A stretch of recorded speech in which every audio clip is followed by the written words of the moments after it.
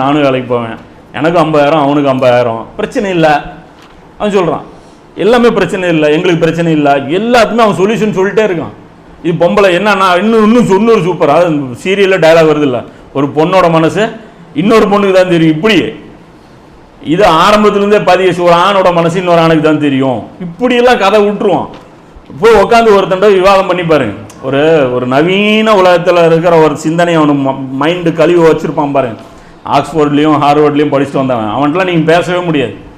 அப்போ எல்லா தர்க்கமும் அவனே பண்ணுவான். அப்போ உங்களால் டிசைட் பண்ணவே முடியாது, ஒரு டிபேட்டு போயிட்டே இருக்கும். அந்த இடத்துல நீங்கள் தோற்று போயிடுவீங்க.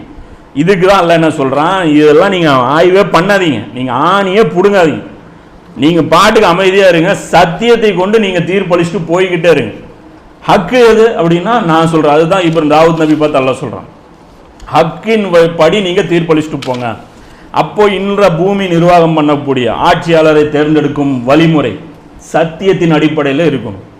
ஹக்கின் அடிப்படையில் ஒரு வழிமுறை கொடுக்கப்பட்டிருக்கு, அதை இந்த உம்மத்து மறுக்குது. மன்னராட்சி படியும் கொடுக்கப்பட்டிருக்கு, கிலாஃபத்தும் கொடுக்கப்பட்டிருக்கு, ஜனநாயகமும் கொடுக்கப்பட்டிருக்கு, எல்லாம் கொடுக்கப்பட்டிருக்குங்கிறாங்க. ஒரு வழிமுறை இந்த மார்க்கம் காட்டுது, ஆனால் இந்த உம்மத்து மறுக்கு. அதோடைய விலை தான் இதெல்லாமே. எல்லாம் சொல்கிறாங்க, உங்களுடைய கைகளால் செய்த தீய செயல்களின் காரணமாக தரையிலும் கடலிலும் ஃபசாது தொடங்கிருச்சு. அப்போ சிலது நீங்கள் சுவைச்சு பாருங்கள், நீங்கள் தானே செஞ்சீங்க, நீங்கள் தானே விரும்பி எடுத்து வச்சுக்கிட்டீங்க, நீங்கள் உங்கள் கையால் ஒரு கொல்லிக்கட்டை எடுத்து சொரிஞ்சுக்கிட்டீங்க. இப்போ உங்களுக்கு எரியுது சொரியுதுன்னா நான் என்ன பண்ணிட்டோம், அப்போ உணருங்க அப்படிங்கிறான்.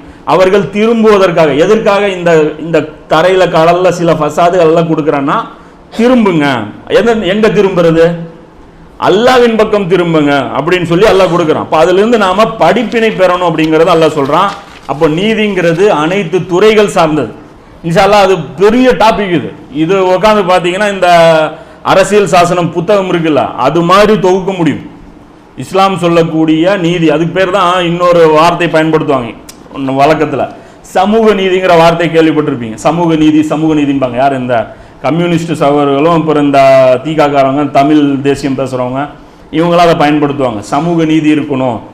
அப்போ இந்த ஏற்றத்தாழ்வு இப்போ இதில் எடுத்துங்க, பிறப்பின் அடிப்படையில் ஏற்றத்தாழ்வு கற்பிப்பது கூடுமா கூடாதா? ஜாதி கூடாதுன்னு சொல்லிடுவான் சில பேர், ஏன்னா அதில் பாதிக்கப்பட்டிருப்பான், ஜாதியினால் பாதிக்கப்பட்டிருப்பான். ஜாதி அடிப்படையில் ஏற்றத்தாழ்வு கூடாதுங்க, அதை மட்டும் நீக்கிருங்கம்மா. ஆனால் நில அடிப்படையில் இருக்கும்மா. நாங்கள் இந்தியாவில் பிறந்திருக்கோம் இல்லைங்க, என்னதான் இருந்தாலும் நாங்கள் இந்தியர்கள் இல்லை அப்படிமா, தமிழர்கள் இல்லைங்க அப்படிமா. இப்போ பிறப்பின் அடிப்படையில் ஏற்றத்தாழ்வு கூடாதுன்னு பேசுவான், ஆனால் சிலது விதிவிலக்குங்கம்மா. அப்போ இவன்